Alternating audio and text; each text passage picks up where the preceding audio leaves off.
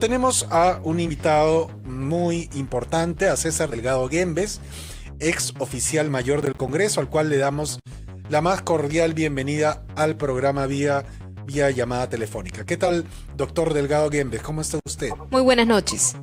Buenas noches, Carmen. Buenas noches, Ricardo. Un placer conversar con usted.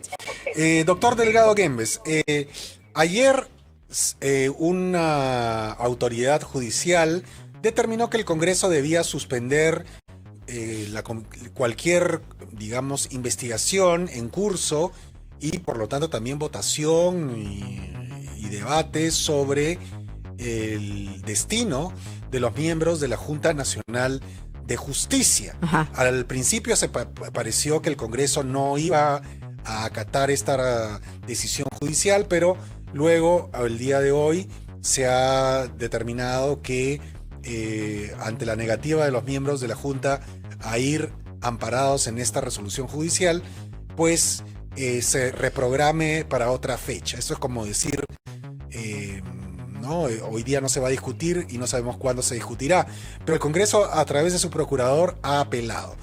Ahora, mi pregunta es muy concreta.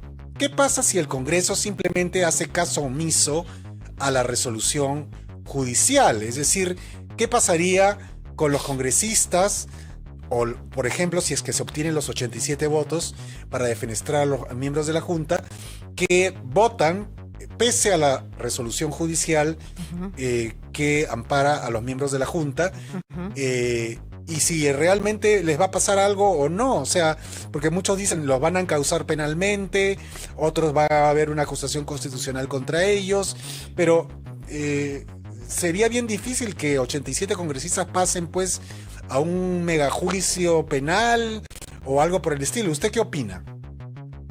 Ante tu pregunta, Ricardo, lo primero que te puedo decir es que los congresistas, de acuerdo a nuestra Constitución, tienen una prerrogativa a la que se la conoce con el nombre de inviolabilidad de votos y opiniones. Por lo tanto, serían irresponsables por los votos que emitieran si es que se juzga que ese voto es de naturaleza anti o inconstitucional. No habría ningún tipo de responsabilidad para ellos en el supuesto de que efectivamente se concluyera con la remoción de los miembros de la Junta Nacional de Justicia, sea de todos o de alguno de ellos, porque lo principal obviamente va a ser si es que consiguen los 87 votos. Sobre todo si es que de por medio existía un pedido para que en el proceso de votación no voten los miembros de la Comisión de Justicia, que son 24. Entonces eso restaría un número significativo a los votos necesarios para remover a los miembros de la Junta Nacional de Justicia. Ajá, pero escuchándolo, yo también debo decirle, ayer tuvimos otro entrevistado, recuerdas, Ricardo, un abogado constitucionalista, y él puso sobre la mesa el escenario, doctor Delgado Guembes, que lo que iba a pasar aquí iba a ser un enjuiciamiento de estos 87 votos o los que se pueda alcanzar si es que decidían remover a los miembros de la Junta Nacional de Justicia. Entonces, de pronto hay especialistas que están advirtiendo ese tema, pero lo que usted nos dice también es concreto. O sea, ¿cuál es la verdadera lectura? O en todo caso no están bien asesorados, no tienen la información correcta, porque lo que están diciendo en algunos medios de comunicación es eso. Bueno, en principio estamos en el supuesto de que el Congreso hubiera hecho oídos sordos respecto de la medida cautelar ordenada por la tercera sala constitucional de la Corte Superior. Sí. Pero ese no es el caso. Ahora, ¿por qué es que la tercera sala superior ha adoptado la aprobación de esa medida cautelar? A mi juicio, sí, es porque, bueno, en principio dicen que se ha violentado derechos fundamentales. De acuerdo a la sentencia 3 del 2022 del Tribunal Constitucional, se señala que el Poder Judicial sí tiene competencia respecto de procedimientos parlamentarios que pudieran afectar derechos fundamentales. ¿Cuáles son los derechos fundamentales invocados por la sentencia de la tercera sala constitucional de la Corte Superior? Se refiere fundamentalmente a los derechos del debido proceso. ¿Y cuáles son los aspectos del debido proceso que, de acuerdo a esa sentencia, se habrían violentado? Uno, la inexistencia de un procedimiento formal previo, y dos, la el carácter flexible, amplio del concepto de remoción por falta grave. ¿Qué es falta grave? De la misma forma que se decía lo mismo antes sobre qué cosa es infracción de la Constitución. Claro. Entonces, lo que hace esa sentencia es asumir que existe la verosimilitud de peligro y que temporalmente ese daño podría resultar irreversible. A partir de esos criterios es que aprueba la medida cautelar. La pregunta es, ¿existe efectivamente, si es que uno considera la cuestión de fondo, existe efectivamente una violación del debido proceso? Es que no existe un procedimiento parlamentario en el que se señale cuáles son los pasos a seguir en el caso de una remoción por falta grave. Sí existen. Los pasos existen, todos los conocemos. Es más, hay varios antecedentes: el caso de la señora Igaona, el caso de Anaya, el caso de Alarcón, el caso del Consejo Nacional de la Magistratura previamente. Hay casos en los que se ha removido por falta grave al Contralor y a miembros del Consejo Nacional de la Magistratura. Esa es una facultad que la Constitución le asigna al Congreso. Pero el otro tema es el que qué cosa es falta grave. Claro. Eso doctor Delgado Güemes, no lo decide el Congreso mismo, es decir, no hay un código de faltas graves, pues no, es decir, el Congreso decide qué cosa es falta grave y qué no, de acuerdo a su autonomía política. Efectivamente, eso es parte de la autonomía que le reconoce la Constitución.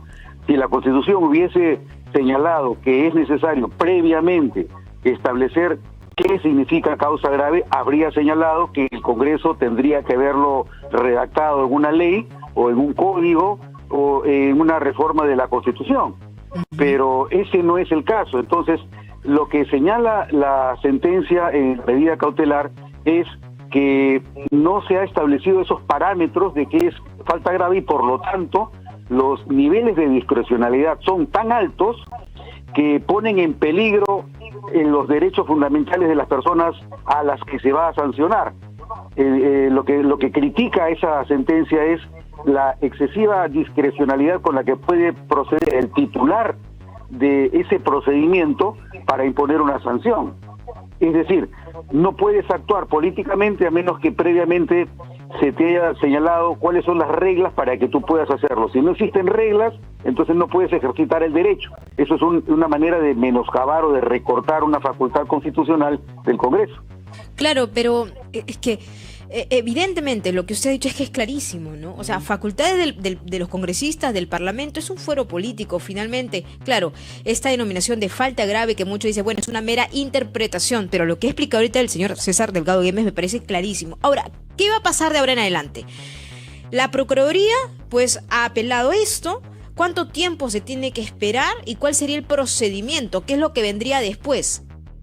Mira, el procedimiento propiamente judicial yo no lo manejo, yo no soy experto en procesos ni en litigios judiciales, pero luego de la apelación lo que ocurrirá será que por primera vez el Congreso aparecerá como uno de los actores en esa acción iniciada por la Junta Nacional de Justicia. Como todos sabemos, cuando existe un pedido de medida cautelar, se prevé que no se corra traslado a quien supuestamente está infringiendo los derechos cuya cautela se solicita. Entonces el Congreso nunca ha sabido por qué era que le iba a venir esa medida cautelar suspendiendo su proceso. Nunca lo ha sabido. Recién va a aparecer en escena el Congreso.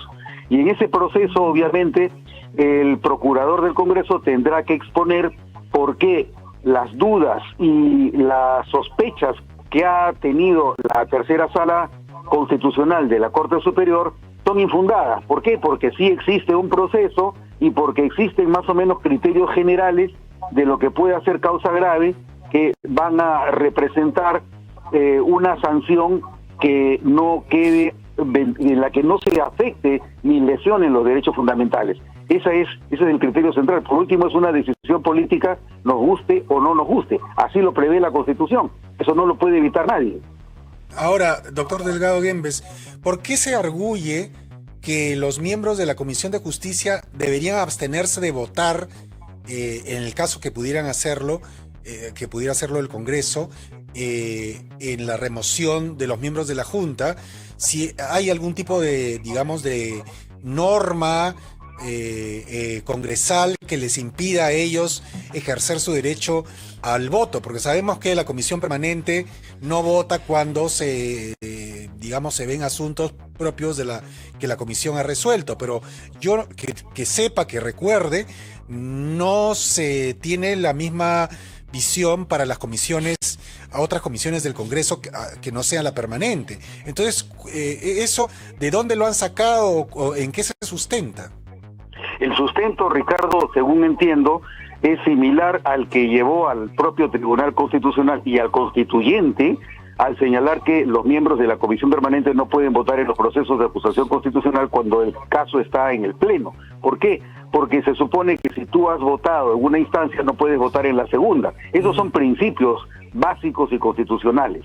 Ahora, de que no exista una norma, efectivamente, no existe ninguna norma y por lo tanto nadie podría negarle el derecho a un congresista de votar cuando la norma no se lo impide.